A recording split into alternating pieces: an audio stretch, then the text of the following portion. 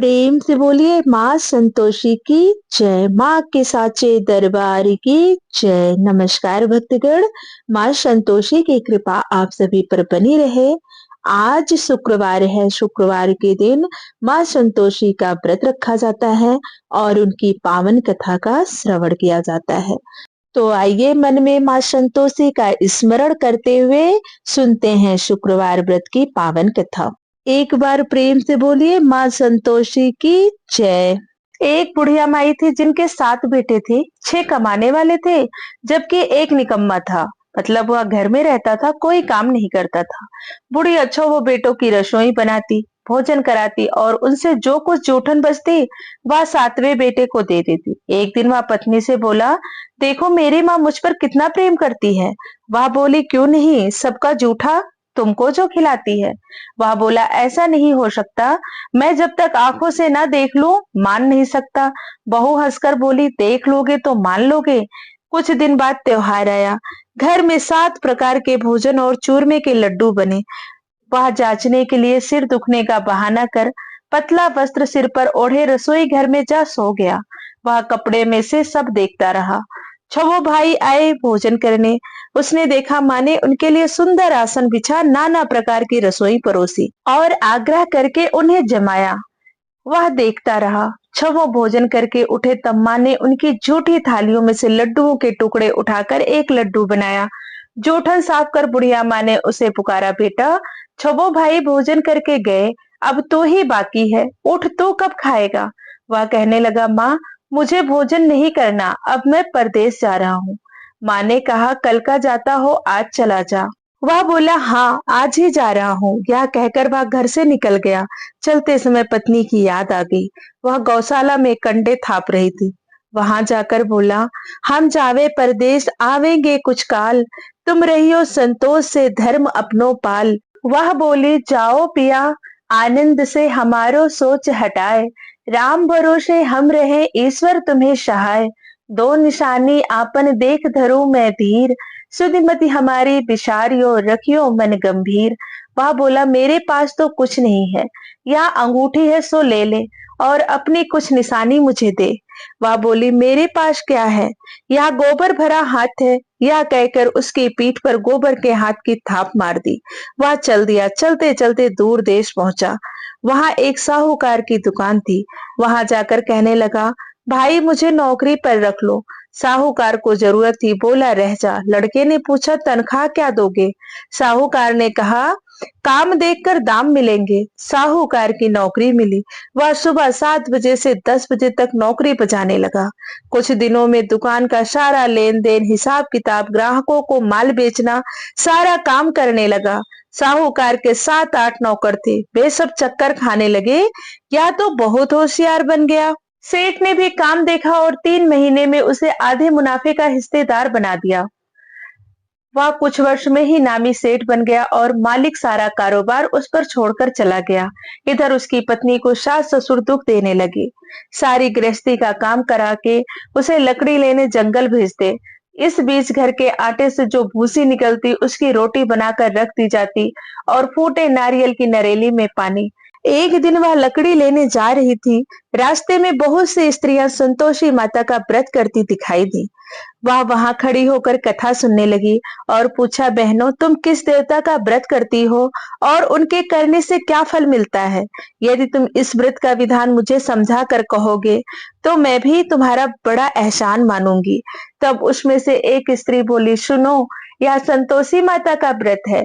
इसके करने से निर्धनता दरिद्रता का नाश होता है और जो कुछ मन में कामना हो सब संतोषी माता की कृपा से पूरी होती है। तब उसने उनसे उस व्रत की विधि पूछी। वह भक्तिनी स्त्री बोली, 1.25 आने का गुड़ चना लेना, इच्छा हो तो 5.25 आने का लेना या 1.25 रुपए का भी सहूलियत के अनुसार लाना। बिना परेशानी और श्रद्धा व प्रेम से जितना बन पड़े सवाय लेना। प्रत्येक शुक्रवार को निराहार रहकर कथा सुनना, इसके 20 क्रम टूटे नहीं। लगातार नियम पालन करना। सुनाने वाला कोई न मिले तो घी का दीपक जला उसके आगे या जल के पात्र को सामने रखकर कथा कहना। जब कार्य सिद्ध ना हो तो नियम का पालन करना और कार्य सिद्ध हो जाने पर व्रत का उद्यापन करना। 3 मास में माता फल पूरा करती हैं। यदि किसी ग्रह के खोटे भी हों तो भी माता वर्ष भर में कार्य सिद्ध करती हैं। फल सिद्ध होने पर उद्यापन करना चाहिए, बीच में नहीं। उद्यापन में 2.5 सेर आटे का खाजा तथा इसी परिणाम से खीर तथा चने का शाक करना। 8 लड़कों को भोजन कराना। जहां तक मिले देवर जेठ भाई बंधु के हों, ना मिले तो रिश्तेदारों के और पास पड़ोसियों को बुलाना। उन्हें भोजन करा यथाशक्ति दक्षिणा दे माता का नियम पूरा करना। उस दिन घर में खटाई न खाना। यह सुन बुढ़िया के लड़के की बहू चल दी। रास्ते में लकड़ी के बोझ को बेच दिया और उन पैसों से गुड़ चना ले माता के व्रत की तैयारी कर आगे चली और सामने मंदिर देखकर पूछने लगी, यह मंदिर किसका है? सब कहने लगे, संतोषी माता का मंदिर है। यह सुनकर माता के मंदिर में जाकर चरणों में लौटने लगी। दीन हो विनती करने लगी, माँ मैं निपट अज्ञानी हूँ, व्रत के कुछ भी नियम नहीं जानती। मैं दुखी हूँ, हे माता जगत जननी मेरा दुख दूर कर, मैं तेरी शरण में हूँ। माता को दया आई। एक शुक्रवार बीता कि दूसरे को उसके पति का पत्र आया और तीसरे शुक्रवार को उसका भेजा हुआ पैसा आ पहुंचा। यह देख जेठ जिठानी मुंह सिकोड़ने लगे। लड़के ताने देने लगे। काकी के पास पत्र आने लगा, रुपया आने लगा, अब तो काकी की खातिर बढ़ेगी। बेचारी सरलता से कहती, भैया कागज आवे रुपया आवे हम सब के लिए अच्छा है। ऐसा कहकर आंखों में आंसू भरकर संतोषी माता के मंदिर में आ मातेश्वरी के चरणों में गिरकर रोने लगी। माँ मैंने तुमसे पैसा कम मांगा है, मुझे पैसे से क्या काम है? मुझे तो अपने सुहाग से काम है। मैं तो अपने स्वामी के दर्शन मांगती हूँ। तब माता ने प्रसन्न होकर कहा, जा बेटी तेरा स्वामी आएगा। यह सुनकर खुशी से बावली होकर घर में जाकर काम करने लगी। अब संतोषी माँ विचार करने लगी, इस भोली पुत्री को मैंने कह तो दिया कि तेरा पति आएगा, लेकिन कैसे? वह तो इसे स्वप्न में भी याद नहीं करता। उसे याद दिलाने को मुझे ही जाना पड़ेगा। इस तरह माताजी उस बुढ़िया के बेटे के पास जा स्वप्न में प्रकट हो कहने लगी, साहूकार के बेटे सो रहा है या जागता है? वह कहने लगा, माता सोता भी नहीं जागता भी नहीं, कहो क्या आज्ञा है? माँ कहने लगी, तेरे घर बार कुछ है कि नहीं? वह बोला, मेरे पास सब कुछ है माँ, बाप है बहू है, क्या कमी है? माँ बोली, भोले पुत्र तेरी बहू घोर कष्ट उठा रही है। तेरे माँ बाप उसे परेशानी दे रहे हैं। वह तेरे लिए तरस रही है, तू उसकी सुध ले। वह बोला, हाँ माता जी यह तो मालूम है, परंतु जाऊं तो कैसे? परदेश की बात है, लेन देन का कोई हिसाब नहीं, कोई जाने का रास्ता नहीं आता, कैसे चला जाऊं? माँ कहने लगी, मेरी बात मान, सवेरे नहा धोकर संतोषी माता का नाम ले, घी का दीपक जला दंडवत कर दुकान पर जा बैठ। देखते देखते सारा लेन देन चुक जाएगा, जमा का माल बिक जाएगा। सांझ होते ही धन की भारी ढेर लग जाएगी। अब सुबह होते ही स्वप्न में कही गई बुढ़िया की बात मानकर वह नहा धोकर संतोषी माता को दंडवत घी का दीपक जला दुकान पर जा बैठा। थोड़ी देर में देने वाले रुपए दे गए, लेने वाले हिसाब लेने लगे। कोठे में भरे सामान के खरीददार नगद दाम दे सौदा करने लगे। शाम तक धन का भारी ढेर लग गया। मन में माता का नाम ले चमत्कार देख प्रसन्न हो घर ले जाने के वास्ते गहना कपड़ा सामान खरीदने लगा। यहाँ काम से निपट तुरंत घर को रवाना हुआ। इधर उसकी पत्नी जंगल में लकड़ी लेने जाती है। लौटते वक्त माता जी के मंदिर में विश्राम करती है। वह तो उसके प्रतिदिन रुकने का स्थान जो ठहरा। धूल उड़ती देख माता से पूछती है, हे माता यह धूल कैसे उड़ रही है? माता कहती है, हे पुत्री तेरा पति आ रहा है। अब तू ऐसा कर, लकड़ियों के 3 बोझ बना ले, एक नदी के किनारे रख और दूसरा मेरे मंदिर पर और तीसरा अपने सिर पर।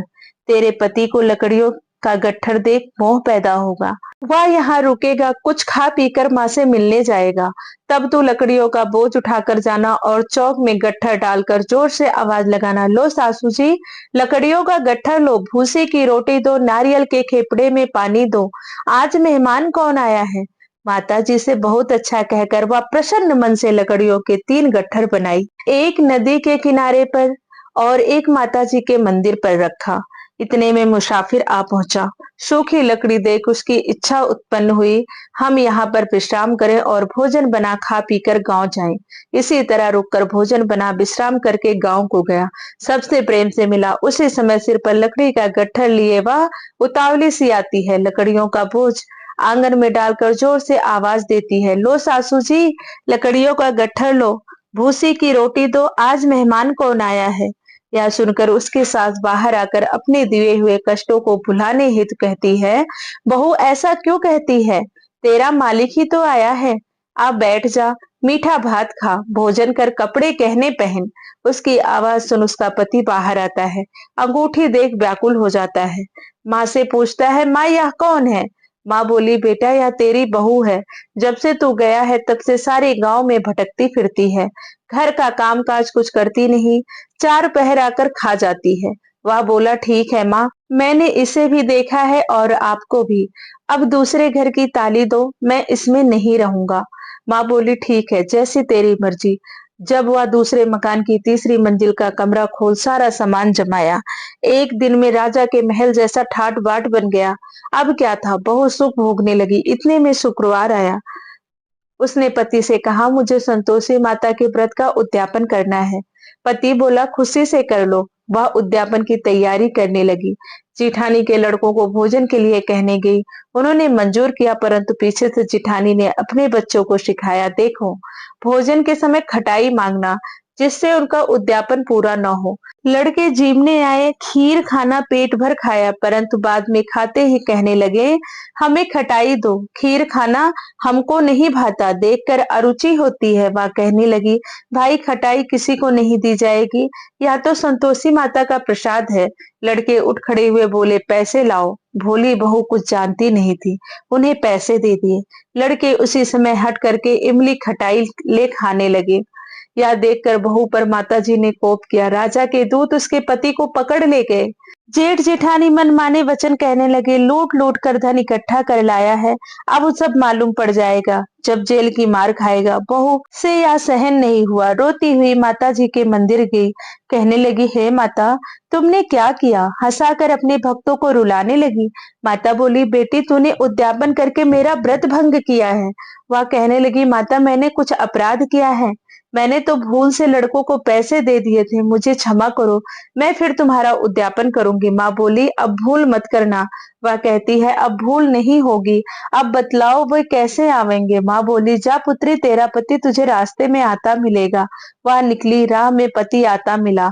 वह पूछी, कहाँ गए थे। वह कहने लगा, इतना धन जो कमाया है उसका कर राजा ने मांगा था, वह भरने गया था। वह प्रसन्न हो बोली, भला हुआ, अब घर चलो। कुछ दिन बाद फिर शुक्रवार आया। वह बोली, मुझे फिर माता का उद्यापन करना है। पति ने कहा, करो। बहू फिर से जेठ के लड़के को भोजन करने के लिए बुलाने गई। जेठानी ने एक दो बातें सुनाई और सब लड़कों को सिखाने लगी, तुम सब लोग पहले खटाई मांगना। लड़के भोजन से पहले कहने लगे, हमें खीर नहीं खानी, हमारा जी बिगड़ता है, कुछ खटाई खाने को दो। वह बोली, खटाई किसी को नहीं मिलेगी, आना है तो आओ। वह ब्राह्मण के लड़के लाकर भोजन कराने लगी। यथाशक्ति दक्षिणा की जगह एक एक फल उन्हें दिया। संतोषी माता प्रसन्न हुई।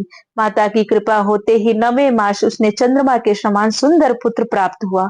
पुत्र को पाकर प्रतिदिन माता जी के मंदिर जाने लगी। माँ ने सोचा, यह रोज आती है, आज क्यों ना इसके घर चलूं। यह विचार कर माता ने भयानक रूप बनाया। गुड़ चने से सना हुआ मुख, ऊपर सूंड के समान ओठ, उस पर मक्खियां भिन भिन कर रही थी। देहली पर पैर रखते ही उसकी सास चिल्लाई, देखो रे, कोई चुड़ैल डाकिन चली आ रही है, लड़कों इसे भगाओ, नहीं तो किसी को खा जाएगी। लड़के भगाने लगे, चिल्लाकर खिड़की बंद करने लगे। बहू रोशनदान से सब देख रही थी, प्रसन्नता से पागलपन चिल्लाने लगी, आज मेरी माताजी मेरे घर आई हैं। वह बच्चे को दूध पिलाने से हटाती है, इतने में सास का क्रोध फट पड़ा। वह बोली, क्या उतावली हुई है, बच्चे को पटक दिया। इतने में माँ के प्रताप से लड़के ही लड़के नजर आने लगे। वह बोली, माँ मैं जिसका व्रत करती हूँ, ये वही संतोषी माता है। सबने माता जी के चरण पकड़ लिए और विनती कर कहने लगे, हे माता, हम मूर्ख हैं, अज्ञानी हैं, तुम्हारे व्रत की विधि हम नहीं जानते, व्रत भंग कर हमने बड़ा अपराध किया है। जग माता आप हमारा अपराध क्षमा करो। इस प्रकार माता प्रसन्न हुई, बहू को प्रसन्न हो, जैसा फल दिया वैसा सबको देना। कथा कहने वाले, सुनने वाले, हुंकारा भरने वाले, माँ सबके मनोरथ पूर्ण करना। प्रेम से बोलो संतोषी माता की जय। यह थी शुक्रवार व्रत की पावन कथा। अगर आपको कथा अच्छी लगी हो और आपने शुक्रवार का व्रत रखा है तो कमेंट में जय माँ संतोषी लिखना ना भूलें।